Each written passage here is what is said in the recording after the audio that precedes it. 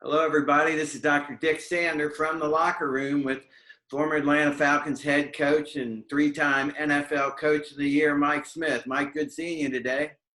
Hey, Doc. How you doing? I'm great. It couldn't be better. I'll tell you, it's been raining a lot, though. We've been fortunate to get those golf games in. Yeah, we've been very fortunate. Not as fortunate as you, though, Doc, the way that you've been hitting the ball. Yeah, I hear you. You Yeah. just set me up. You just went in strokes. Well, let's get on with, kind of leadership. Last time we talked, a lot about communication, and I think one of the things that kind of came up was consistency of the message. Can you talk a little bit about that? When you had those guys, and when you're an NFL coach, you clearly have, a lot of guys who come from a lot of different backgrounds, who have played on different teams, who have been coached differently. And I guess, one of the really important pieces when you're dealing with that many people as, the coach of your team, I guess the message really needs to be very consistent. Can you talk a little bit about that? Yeah, Doc. And I think that you have to think of it in the most simplistic terms. And I think the first thing that you have to do, and when I went to Atlanta, that I want to make sure is that you're going to be the same person every day. I think everybody's looking to you as a leader. And if you're not consistent, you're going to lose the trust of your team. And when you lose your trust, you lose the locker room. And I mean, that's really the simplest way to say it is, be the same every day and make sure that you understand how important it is for your consistency in your messaging, in your demeanor. You've got to be the same every single day. And so many times coaches don't understand that. Your win-loss record should have nothing to do with how you approach your team. You're going to have to make some subtle changes.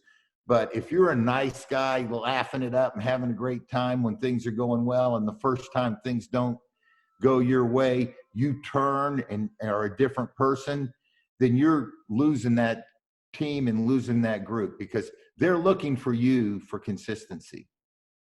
It's one of the things that, I think every leader probably needs to understand is that the followers, and if you're a coach or if you're a business executive, whatever it is, the people that, work within the organization, they really get a lot of cues from the leader, and they watch very carefully of how they deal with things, and then they react accordingly.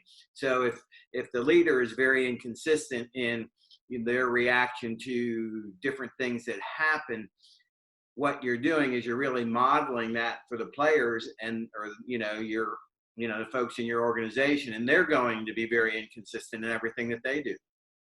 Oh, there's no doubt about that. They're looking, like you said, for their cues from you, and it's so important that you be the same every day.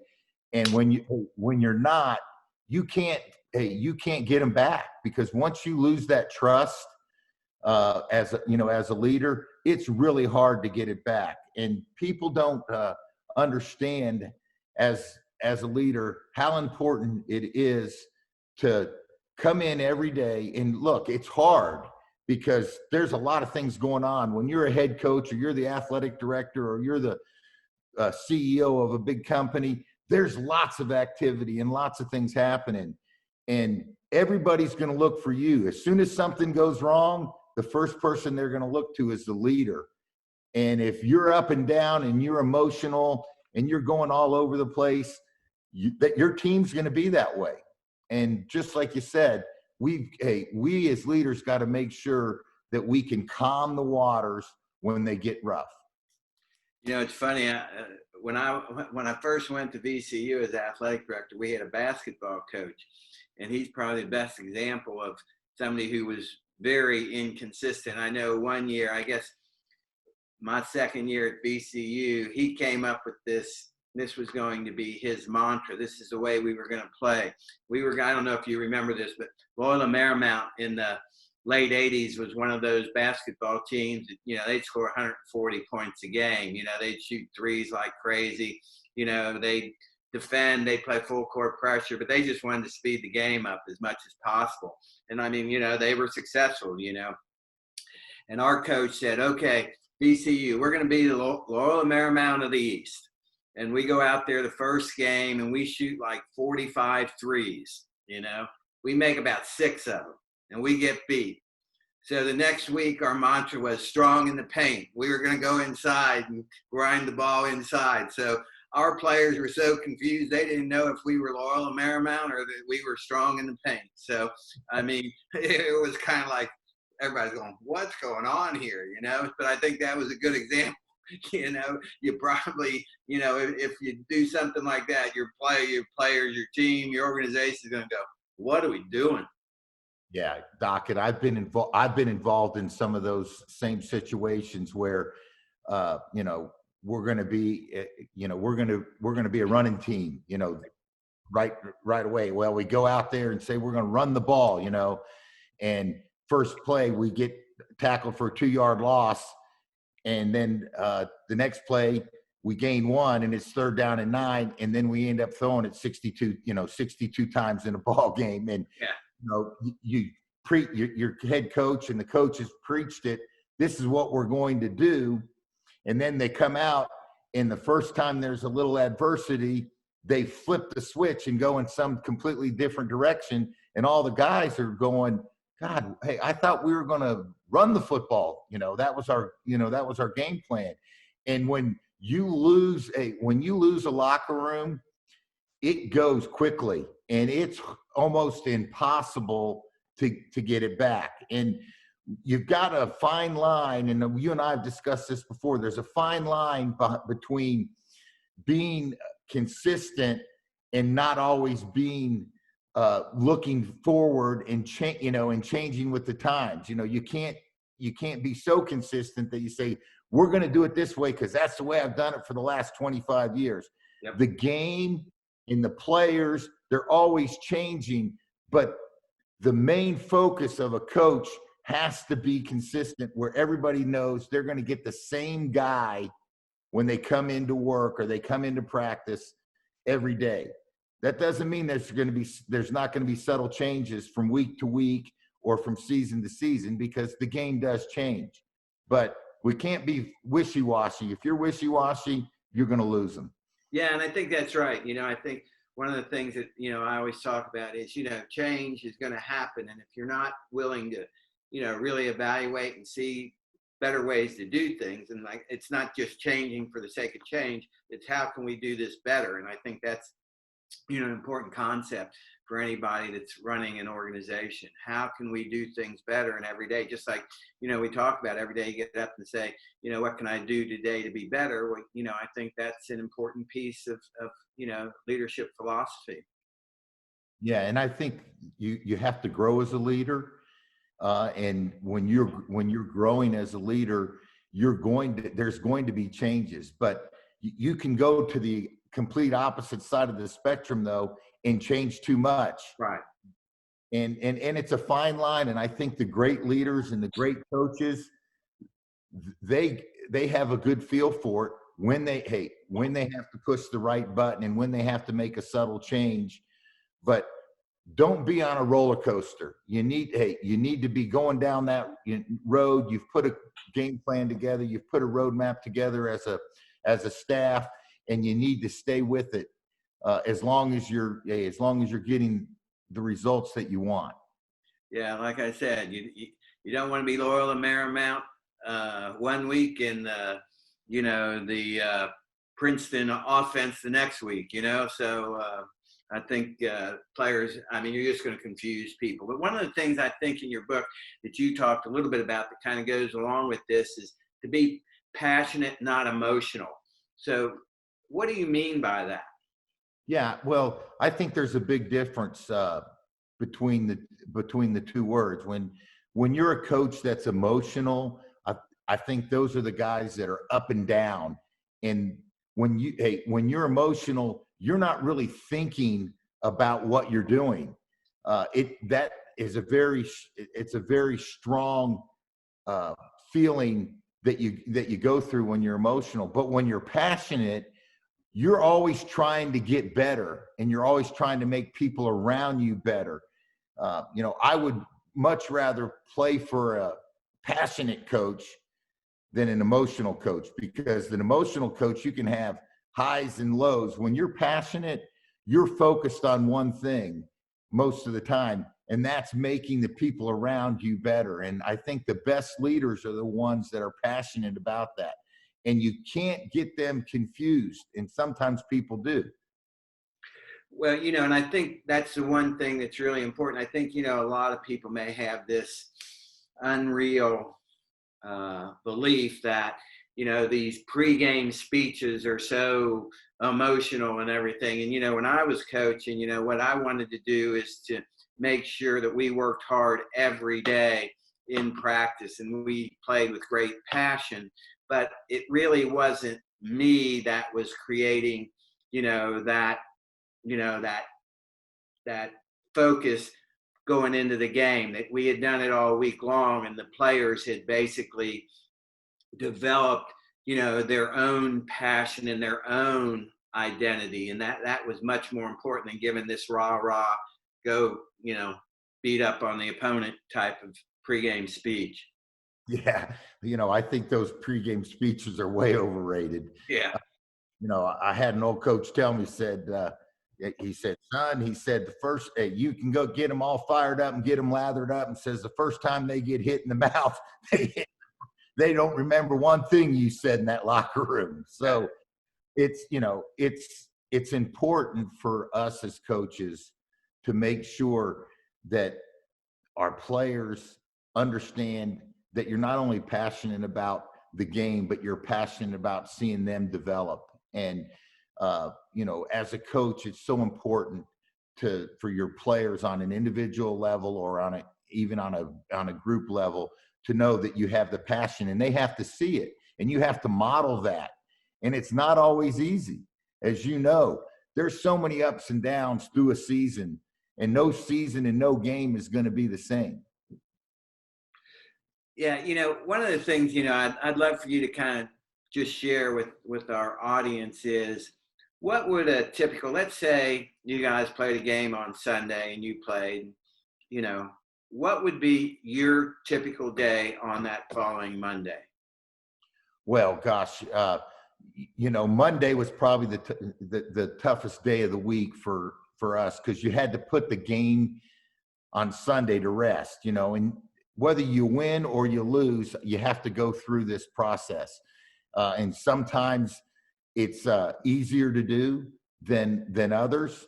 But a typical day would be, first thing that you've got to do is everybody gets in, grades the film, and you decide how you're going to approach that meeting. You have meetings with the training staff. You're going to have injuries. You have meetings with the personnel guys that want to talk about how the players played. The general manager always wanted to know how we graded the players.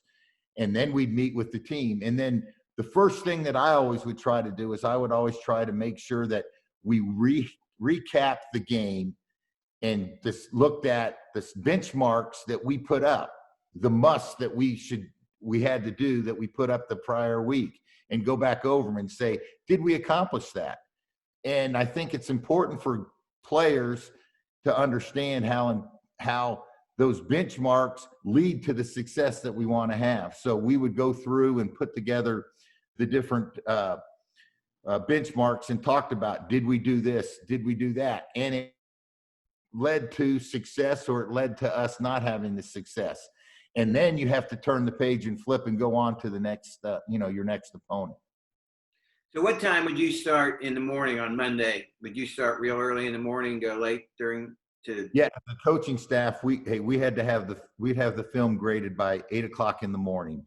So we would get in 5:30ish to get the film graded, and then we would watch it as groups, and then we would come together about 11 o'clock, and I'd let each coach go around, and we'd talk about how everybody played.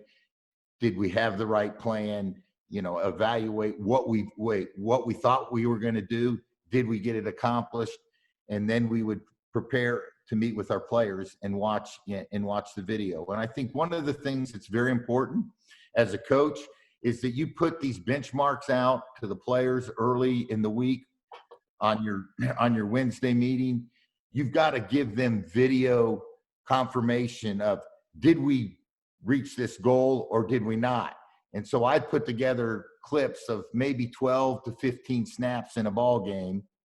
And when we would meet, I'd show those 12 or 15 snaps, and they may have been good plays, they may have been negative plays, and how they affected the game, because I wanted our players to understand when you play a ball game, whether it's a basketball game, there's going to be a handful of plays that are going to come down and make the difference. And I wanted them to see the process that we went through during the week is confirmed and affirmed by what we did on game day.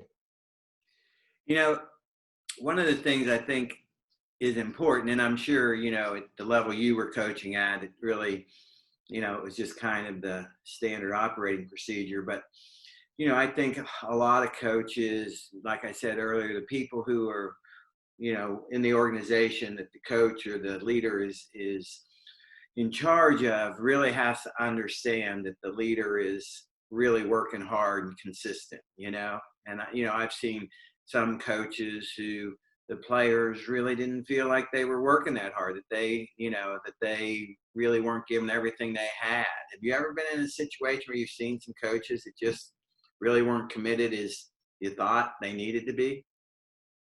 I have, and coaches that are not committed and don't show that, they're not going to be doing it very long, or they're not going to be successful. I always said, and John Gordon and I in our book, we talked about how your team, as a head coach or as a position coach, they have to know without a doubt that you are the most committed person in the organization, that you're committed to them, you're committed to winning, you're committed to player safety, you're committed to helping them grow as not only football players, but as young men or young women, if you're coaching women. And that commitment, you can't really talk about it. You should never talk about commitment. It should be coming out of your pores as a coach and as a leader. And they look at you and know you're the model that you want them to be as far as being a committed teammate. You know, it's interesting because, you know, when I went to VCU as athletic director, one of the things that I really wanted to get across to everybody that worked for me was that I was willing to pitch in and help and do anything that needed to happen. It may be setting up chairs in the gym. It may be, you know, going to, you know, community events that really had not much to do with, you know, VCU athletics. Just go to every possible event I could go to, because I thought that was really important as a leader, that people saw, you know, I was totally invested in just about everything that was out there that could benefit, you know, VCU and VCU athletics. Yeah, Doc, and I think that's such a great way to approach it.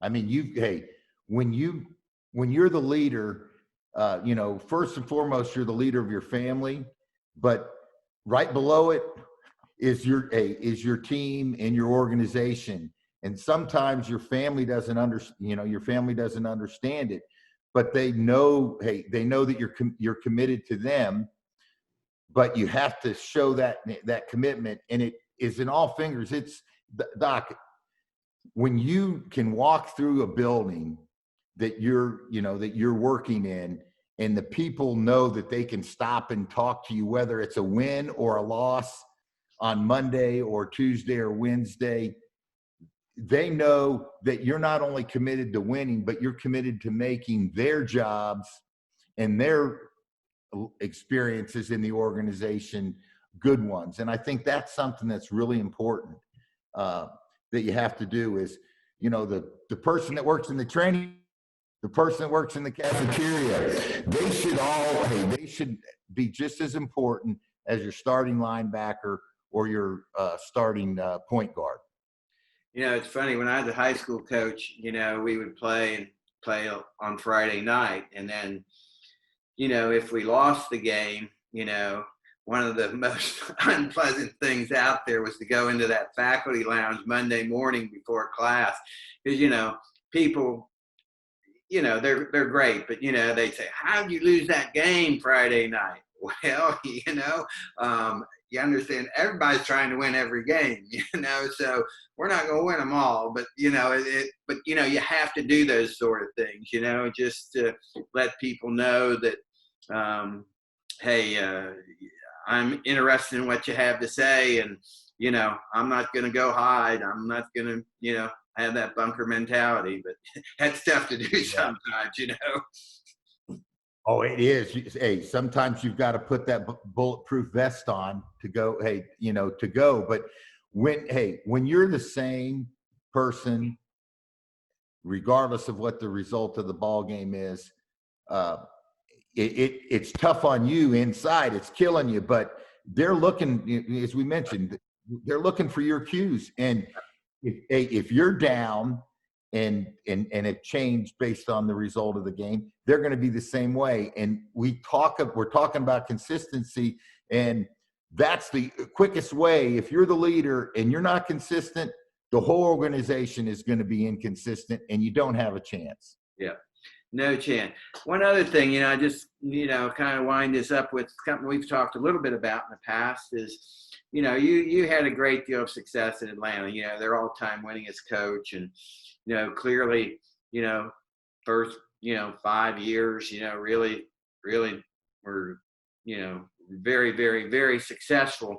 And then we've talked a little bit about it, but complacency, how do you deal with that from, the total organization? Because I think some people just, kind of, once you've had success, they just assume that success is going to continue, and therefore maybe they kind of let their foot off the pedal a little bit. So Yeah. how do you deal with that? Well, first, you said a funny word there. An old coach told me, he says, when you assume, you make an ass out of you and me. But there is a disease out there in sports and in business and really in life. And I call it the disease of complacency. You've got to understand that your prior successes, what you did last week or what you did last season, is going to have no bearing on what's going to happen in the next game or the next season. And I think something fundamentally went wrong in Atlanta, and I allowed it to happen. And I talked about it in the book, You Win in the Locker Room First. We went through a process every season. When the season was over, those first 5 years, and after that fifth year, when we lost in the NFC Championship game, the conversation changed. We always talked about, okay, we're going to reset. We've got to reset. We're going to take some time and evaluate, and we're going to start over. We're going to be 0-0, just like everybody else in the NFL. And last season's going to have no bearing on the next season. Well, we talked about, as an organization, way too much about, we were one play away from the Super Bowl. And all of the decisions that we were making were, what do we have to do to get to that Super Bowl? We were only one play away. And so every decision that we made on personnel, on the coaching staff, even the way that we were practicing, everything was based on, what do we have to do to get to the Super Bowl? Well, we completely forgot that we've got to play 16 games to get into the playoffs to have an opportunity to go to the Super Bowl. And our focus went away from starting over. It's a new season. Go through the process that you've gone through, make subtle changes, and fight through it all to get back to have an opportunity to play in the Super Bowl by going to the playoffs. And we completely forgot that step. And I allowed it to happen. In hindsight, it was probably the biggest mistake that I've made as a coach. Is I knew deep in my heart we had to start the process all over. But every discussion we had was based on, is this going to get us to that Super Bowl because we were so close last year. And really, last year's got no bearing on next year. Yeah, I guess that's right. So I mean, it's like you said, it's like, okay, we got to start all over again. Let's go from how are we going to start? That's pretty interesting. So that just kind of was pervasive within the whole organization. That we're one play away. We just need to make one play better. Yeah. Oh, it was throughout the whole organization, not only on the football side of it, but I felt it, through operations, through the people that were going out trying to get sponsorships. Everybody was talking about how close we were, and we're one play away, and we're not. You're 20 plays away or 20 games away in a whole off season where you have to retool and put your a new roster together. That's one thing that I think everybody as a coach has to understand. You can learn from the previous season, but last year is going to have no effect on next year. And that's the thing that we did in Atlanta. And again, it's nobody's fault. It was my fault because I allowed it to happen. And it was probably, a very difficult, it was a very difficult thing to look back and talk about what went wrong, and John Gordon, he's got a great story. He talks about, so often everybody looks at an apple tree and sees these beautiful red apples or delicious green apples on this tree, and they focus on the fruit instead of the root, and they don't water the damn tree. And guess what happens? If you don't water the roots, the tree dies. Yeah. Really, that's kind of what happened with us in Atlanta. We did not focus on the root, on the things that we knew we had to do every year to get us prepared to have an opportunity to be successful. Yeah, I think probably not only within the organization, but probably your fan base and the media and everybody kind of had that same mentality, and that's pretty hard to manage, that, hey, we're so close. Yeah, Doc, it is. Everybody was talking, we're getting ready for the draft, and people are still talking about, the last drive in the NFC Championship game. Mm-hmm. And it's hard to reset, especially when you're that close. And if I had to do it over again, I would have approached it completely different. And it's hard to do to tell people, hey, we had a great season. Let's learn from it. When you're that close to the Super Bowl and to the pinnacle of where you want to be, to go back and say, oh, we got to take all these steps backwards. But guess what? All 32 teams in the NFL or all 10 teams in the Southern Conference or the ACC, it's the same thing. And in business, it's that way. And we've got to keep an open mind about how we're changing each year, because it doesn't matter what happened last year.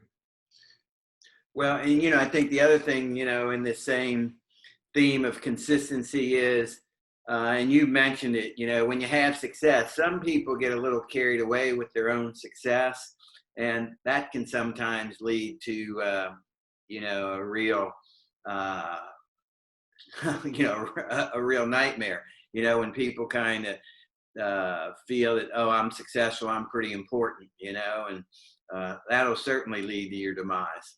Yeah, and I'm sure you've been around teams that guys get the term, the big head. They think they've got it figured out. Well, all sports, it doesn't matter at what level. It's so competitive, and you've got to have some levity about it, and you've got to realize that you're not the reason. When you start to think you're the reason that we were successful. When you win, everybody wants to take the credit, and they think they're the reason that the team was successful. And you got to realize that you made lots of mistakes as a team member or as a coach, and try to improve on those things that you feel like you did wrong and that you could do better. And I think it's a time for another discussion about the decompression period that people go through after a season, and how is it the right way to approach it? Because I've experienced it both ways, and I can tell you, when you don't do it right, it can lead to really tough results and bad results in the future. Oh, I'm sure. I think that's right. I mean, you kind of got to always look at that and evaluate and kind of figure that out. I'm, talking about, when I was a high school coach, my first year, we weren't supposed to be any good. And everybody thinks teams not going to be any good. In Ohio, you could play 18 regular season games. I think we won 14 and tied for the conference championship. And, I was young. I was 25, 26 years old, a head high school basketball coach in Ohio. I thought I was pretty smart. I thought I could really coach. And then the next year, the next year we had a couple things happen. One kid moved away, another kid got hurt, and we wound up winning. I think we went like 8-10. You know what I mean? It kind of brought me back to reality, and maybe I'm not quite as good as I thought I was, and maybe it's more about the players and, not so much about you. But, that kind of slapped me in the face pretty quick, Yeah, Doc, and that's the great thing about sports is it can bring you down real quick and slap you in the face and say, "Wait a minute, this is not who you are." Exactly. Well, I think it's about time to wrap this up, and we always try to finish with some takeaways that we had. And once again, we were talking about consistency, and one of these takeaways is, I wrote this down. People within the organization must have confidence in the leader, and erratic behavior by the leader creates havoc. So, Yeah. Hey, the whole thing we're talking about today, being consistent. If you're inconsistent as a leader, that's the quickest way for an organization to crumble. And I don't know any other way to say it, is that, hey, when you walk into the building, everybody's looking at you. We've mentioned it earlier in the conversation.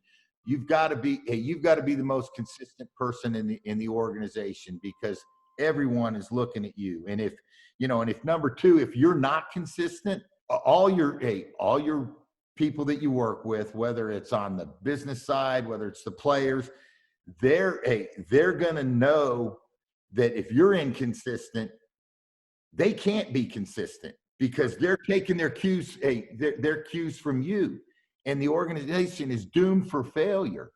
So it's so important, and being the same person every day is difficult to do sometimes, because you're always interacting with people, and you think, oh, I'm going to get stale. I think you've got to have a healthy outlook of who you are as a person, so that you can interact with the people that you work with. Well, and I think one thing, if you're conscious of that, I think that's really important. If you're not really conscious of, I really need to be consistent. I can't let people see, my ups and downs. And everybody has ups and downs, but I think you have to really learn how not to project those up and down, because, like you mentioned, people get cues, and I know players get cues from coaches all the time. So you kind of have to, as a leader, you really have to learn how to project that consistency and not show these swings in emotion and communication and everything else. Yeah, and like you said, Doc, you want to be passionate about what you do. You don't want to be emotional, because when you're emotional, you aren't thinking, you're reacting. And when you're thinking, you can do things that are going to help your team and help your organization. When you're flying off the handle emotion and making an emotional decision, it's usually the wrong one. And then I think one of the things, we just kind of talked about there at the end is, consistency fights off complacency. Oh, there's no doubt. That's, to me, is probably the biggest thing is you've got to fight off the disease of complacency. as an organization, because it's probably the thing that can take a team down and an organization down the quickest. There's slow deaths and quick deaths. And when you have the disease of complacency, it happens quick because the tide changes really fast. Yep. Yeah, I think that's right. People lose focus, and they a lot of times then start thinking about themselves, and that's certainly a death knell for any organization. Yeah. And sports Yeah. team particularly. Yeah. Yeah, and then, hey Doc, this last one that I think we need to have is really important, because consistency doesn't mean that you're not changing. You're always changing. It's not the status quo, and it's not taken away from being a forward thinker. So many people lose sight of it by saying we got to be consistent. Well, that means that you're not evolving with the changes that are going on in your sport or in your business or in your organization. So there's a fine line to it. But the big thing is I think you have to have a trajectory going in a certain direction. Don't forget about where you're headed and what your main goal is. And you don't want consistency to take away from your forward thinking. And I know you're big about thinking forward and moving down the road as a leader. Yeah, for me, I mean, that's really important. I've always been at places like VCU and ETSU where if we weren't on the cutting edge of doing things new and progressive, that we would just kind of eventually slide back into mediocrity. So we kind of had to always kind of be thinking of how can we do it better, and how can we do it so that all our people can really buy in. One of the things that used to drive me crazy is say, why are we doing this? And if the answer was, well, we've always done it that way, that was the one thing that drove me crazy. If they said we're doing it this way because we get XYZ results, okay, I get that. But if the answer is we're doing it because that's the way we've always done it, that one would drive me crazy. Yeah, I guess as a leader and as the athletic director or the vice president, when somebody would tell you that, you would be going, oh my gosh, why are we going to just keep doing it and not progress and going to and find a better way? I think we're always striving, I think in society and we're always striving to find better ways to do things, but we've got to do it in a measured, calculated way. And when as you mentioned, we're doing it because we think this is going to be the result and the results are going to be different. That's how we evolve as coaches. That's how we evolve as leaders. And it's a fine line that you have to be able to balance. Yeah, it really is. But I think sometime we'll talk a little bit about that too, about leadership and intuition, what that means exactly, and how you make those decisions, how you deal with change. So that's a topic for another session. But I think this was great. I hope people got the 4 takeaways. And, I think probably our next episode, we're going to talk a lot about culture. And I think we're going to get, a Hall of Fame former baseball player who now does a lot of television. John Smoltz is going to talk to us about culture. And of course, you were in Atlanta, I think, when John was pitching down there, and kind of an icon in that whole region. But I think John will be great, and we'll talk a lot about culture. We'll talk a lot about culture throughout all these episodes, but I think that would be great to hear how the Braves, went from being probably one of the worst teams in Major League Baseball to one of the best. Yeah, I'm looking forward to hearing John's insights on the change of the culture there with the Atlanta Braves. And as a leader and someone that follows sports, you're always looking to find out how it really did happen, and we're going to get it right from somebody that was right inside. It wasn't somebody outside looking in. I'm looking forward to it as well.